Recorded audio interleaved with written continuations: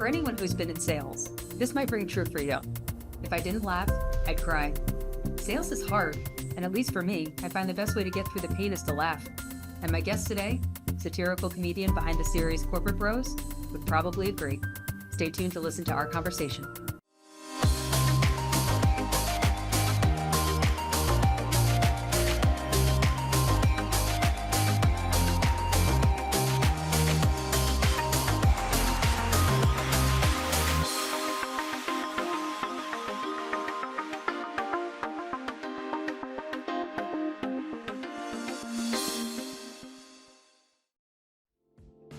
Welcome to Invest Insights. I'm your host, Abby Lindenberg.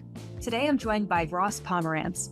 Atlanta native Ross Pomerantz, best known by his stage name, Corporate Bro, produces, writes, and stars in an online sketch comedy by the same name. Performing for large technology companies including SAP Concur, Dropbox, Smartsheet, and Salesforce, his work is featured on all social media platforms. Initially setting out for a career in baseball, an injury forced Ross to reconsider his options. He decided if he wasn't going to be successful in sports, he would be successful in business, in particular, sales. But that part wasn't easy, and he created Corporate Bros purely out of catharsis as he tried to figure out how to win as a salesman. Through Corporate Bros, which is admittedly satirical, Ross is able to say what many of us are thinking in the corporate world. Although he pokes fun on camera, Ross holds an MBA from Stanford University's Graduate School of Business and is an advisor for early-stage tech companies. Most recently, he became founder and chief corpitalist at Corp Capital, as well as advisor at Base, formerly Crowdfocate, and DrivyBox. Ross and his Corporate Bros team has shot an 8-episode TV series called SAD, which stands for Sales Are Dope, which was released in 2023. Ross, thank you so much for joining me today. Yeah, of course. Wow, that made me sound really important. And I should add, I mean, it's nice of you to say that it was an injury that forced me to reconsider baseball. It was also not being over 6 feet tall and not throwing 97 miles an hour. That was the other piece of it that made me reconsider. I mean, hey, I was just going to focus on the industry, but if you want to shed more light on the details. You know, I'm a big proponent of honesty. And in that regard, the objective fact was I just wasn't good enough, close enough. Minor league ball's close enough, but Well, you know what? Some things don't work out for a reason, and I think it worked out for a great reason in your life. I am really excited for this discussion. One, because I am a big comedy nerd. I love stand-up. I love improv, and I've watched your videos, and you are hilarious. And I think one of the reasons why I find it so hilarious is that a large part of my career has been in sales. So I get it, and thank you. Yes, well, you're welcome. And tragedy, as you know, is comedy, and sales is full of tragedy. So it lends itself well to comedy. I couldn't agree with you more. You know, when I was reading your bio at the top, you have quite a varied career. And I saw an interview where you said that folks should figure out what their voice is. You've gone from professional baseball hopeful to Oracle business development representative to other sales jobs and to comedy. How did you find your voice? And are you still trying to? I'm always still finding it. I think I kind of mentioned it, but for me, it's always been being genuine and being honest. And that doesn't always go well, you know. I think for me, comedy was sort of the anchor to everything that I've ever done, and sort of I'll even back up before that. I think it was probably born out of enormous insecurity. It was sort of my secret weapon to battle all the external forces that I was worried about. And so, you know, anytime I was nervous, I could just be self-deprecating, and nothing could hurt me if I hurt me the most, you know? So I think for me, finding my voice was just trying to strike a balance between self-deprecating, which can be disarming, but then try to also build a voice of authority over time so that I could talk about business, in quotes, and more serious topics like that. But the voice is no different than trying to build a brand, personal brand, or consumer brand. It's thinking about the adjectives that you want to be described as and aligning your little data points to those things. So I am still finding the voice, I try to write the way that I talk as well. So when people read my stuff, they hear my voice. That's another piece of it. But yes, it's an ongoing, constant, evolving sort of thing. You've spoken about your experience with bullying as a kid, and I definitely understand you there. When I was in middle school, I was bullied. I had psoriasis on my arms and legs and was often bullied for it. And I think like for a good year, and maybe it wasn't a year, it just felt like a year in my head. I had like no friends. I was just ousted from my group of friends. And while I absolutely hated going through it, I feel in so many ways it made me tougher, come out of my shell. And I feel it led me to do things in life, like I studied abroad twice, and then I worked abroad for about 10 years. And maybe I wouldn't have done those types of things if I hadn't had that experience growing up. And so how did you turn the corner and use those experiences with bullying to shape you in the long term?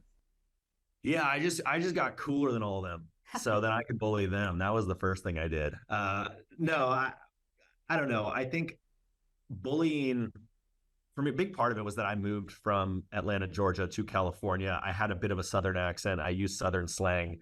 And you think the Bay Area in particular, known for its tolerance, not so much when it comes to being in seventh grade and a kid and sounding different than everybody else. So bless their hearts. Yeah, exactly. It was something that my great equalizer at the time was baseball. I was the baseball guy at school. I was the best player on the team. I was the cat. Like, that was my entire identity. And it took a while. Like, that's where I sort of gained respect, so to speak. And I used that essentially as my pillar to build off of. Like, I moved, I didn't speak a lot. I didn't have any friends. You moved 3,000 miles. And so that was like my little identity that I was able to build off of. I think it also, when you're bullied, or when you feel like you're being bullied, or you're an outsider, I should say, I'm not even going to say bullied, you do a lot of observing. I became just a constant observer. And I think that's where I started to find even like the comedic intent, like my comedic antenna was going off. I was like standing there at these seventh grade dances, always off on the side. I was never one in the middle of the dance. And I was just looking at people like, this is fascinating that humans just in seventh grade or, dancing to songs that probably seventh graders shouldn't be dancing to, but it was cool. It was fun. And like, I don't know why I vividly remember this moment. Like, I'm describing a moment that I was just like, the world's weird and nobody's talking about it. We all just take these stupid things for granted, which was kind of what led me down the business. The whole corporate bro thing was like, how come nobody's talking about the ridiculousness of sales and tech and investing and all this? Like, there's so much stupid shit. For me, that's like where my point of view came from, was out of, again, I'm not going to say I was bullied tremendously. I wasn't. I had my moments, like many kids was bullied, but I wouldn't label myself fully as like a kid who was constantly bullied, because I had my space where I was the dominant creature, so to speak, and that was sports, fortunately. But it very much shaped my lens and my point of view. Absolutely. And you mentioned Corporate Bro, and that platform brings humor to a very stuffy corporate culture, and specifically the culture of sales. I run a company, have been in sales, have a sales team. I've also dabbled in improv. And I love just how comedy makes light of life. It is the sugar with the medicine, so to speak. It takes uncomfortable truths and puts it in your face in a way that's far more palatable than without. How do you look to comedy, and how can we incorporate it even in a small manner in the workplace? Yeah, I mean, so comedy and humor in and of itself is one of the most powerful tools of influence there is. There's a book, and there's a whole class on it that they teach at Stanford about. It's called Humor Serious Business. There's a book about it. Naomi Bagdonis and oh my gosh, who's the main author? I'm forgetting. Put it on the screen. You can put it up on the screen. It's worth reading. It's how to infuse levity into seemingly grave is perhaps a strong word, but grave situation, more professional, serious situations. Cultures of levity tend to yield higher business results. They just do. People feel more at ease. They feel more creative. They feel more at liberty to be themselves, and therefore are more productive people. And so for me, I always felt like this idea of professional was a lie. I just like the idea of being professional is like, how do we how do we reduce ourselves to something more conservative, something more compact and less truthful to who we are? And that's where the corporate bro piece sort of emerged. I was like, let's just tell it how it is. Like, we're 20 years old, we're closing $1 million deals for Oracle. We don't know what the hell we're selling. We know it's important, we know it's expensive, but like, we don't know what the hell we're doing. How is someone trusting me to have a conversation with a Fortune 100 CEO? The answer is I have a team with me also telling me to shut up and let them talk. But, like, that's how the world worked and still often works. And also, sales was a really hard job, and the best way to survive it was to make fun of it. You just get rejected. So, I mean, you as a CEO, even still, you're the primary salesperson at the end of the day. You still get rejected. How do you bounce back? And for me, it was laughing at myself and ourselves. And, again, it was a defense mechanism, but it worked really well. And it turned out other people felt the same way. You've also talked about the whole rise and grind theory of work, emphasizing the importance of rest in the process. What is your favorite way to relax and unplug? I still play competitive baseball. I golf a lot. Is that relaxing? That's relaxing for me. There's still no place I'd rather be than on the mound, though my arm doesn't really work particularly well anymore.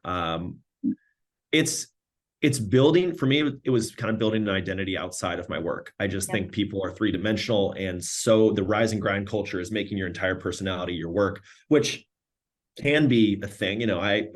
It's hard to say my personality is not my work when this is when I am professionally out there as a comic and every day I do these things. I love disconnecting from that. I'm on social media all day. I hate social media. So I have a life outside of social media with friends and family and all these other things. I just think people early in their career often just get so hung up that they tie their personal worth to their professional outcomes and results, which I just think is insane.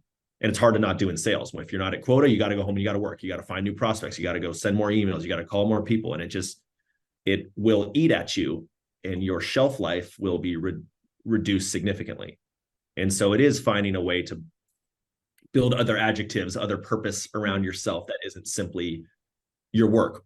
And that's not to say you shouldn't be incredibly driven and ambitious and grind when the time is right, but you just need to create space to do that for a longer, more sustained period of time.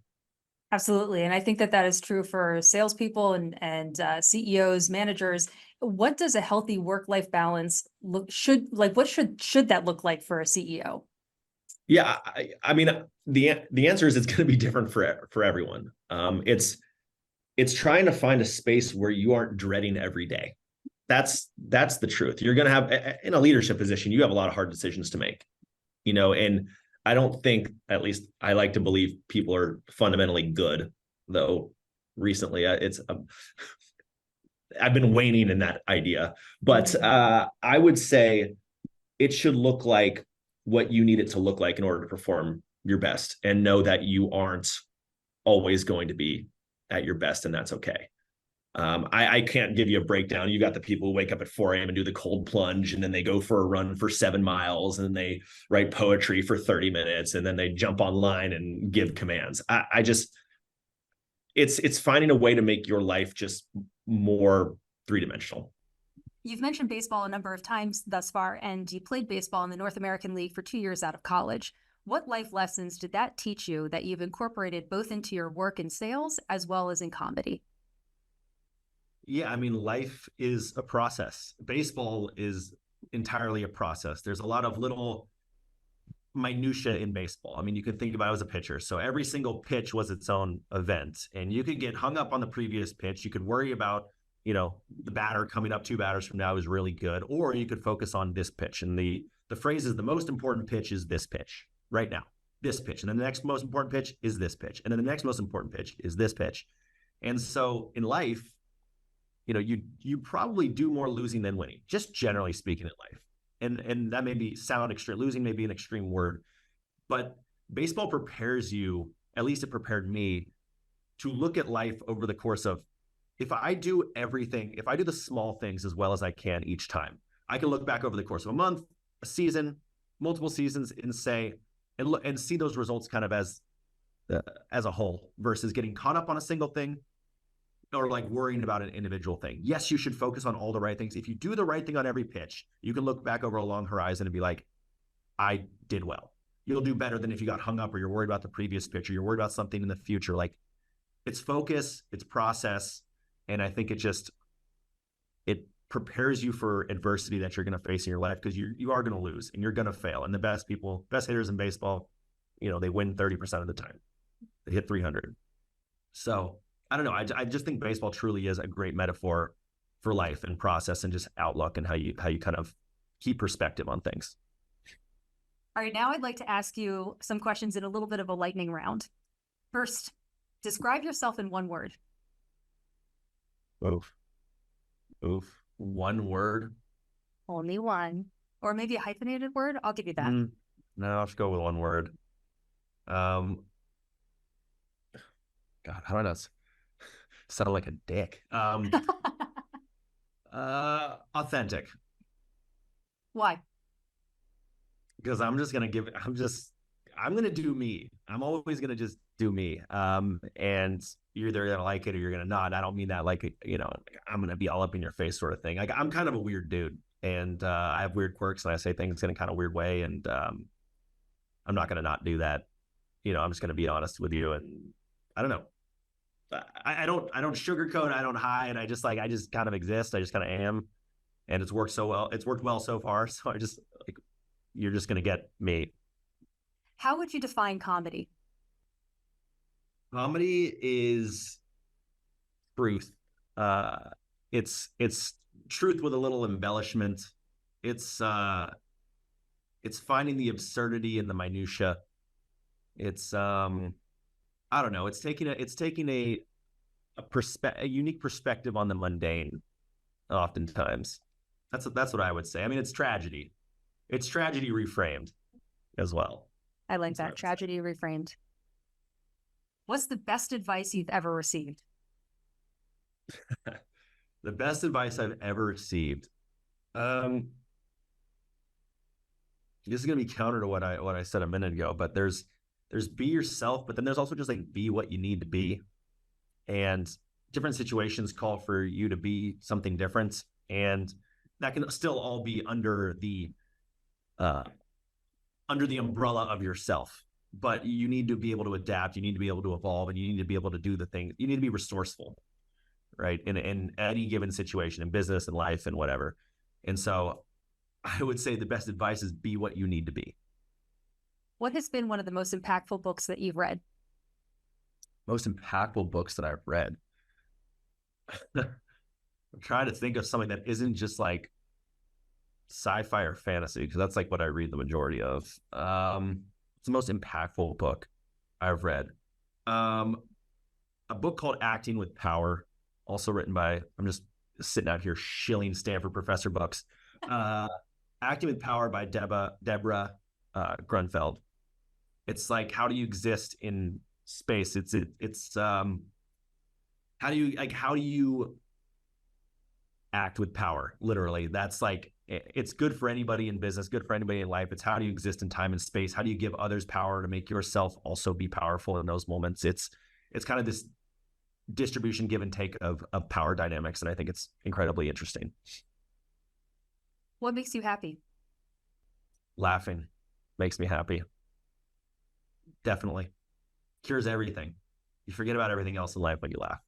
If I forget everything that you've said in this interview, what is the one thing I should remember?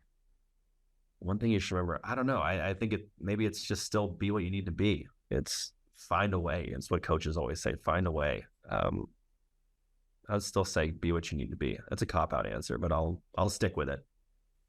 Well, that was Ross Pomerantz, the creator of Corporate Bro. Thank you again, Ross. Of course. Thank you for having me. You've been watching Invest Insights with Abby Lindenberg. Don't forget to join Abby and her next guest, entrepreneur and star on Shark Tank Mexico, Marcus Stantis. Please remember to subscribe, like, and follow. For even greater depth, subscribe to our website to download our annual business reports and register for our all-encompassing newsletter. And never miss a single insight. For Invest Insights, thanks for watching.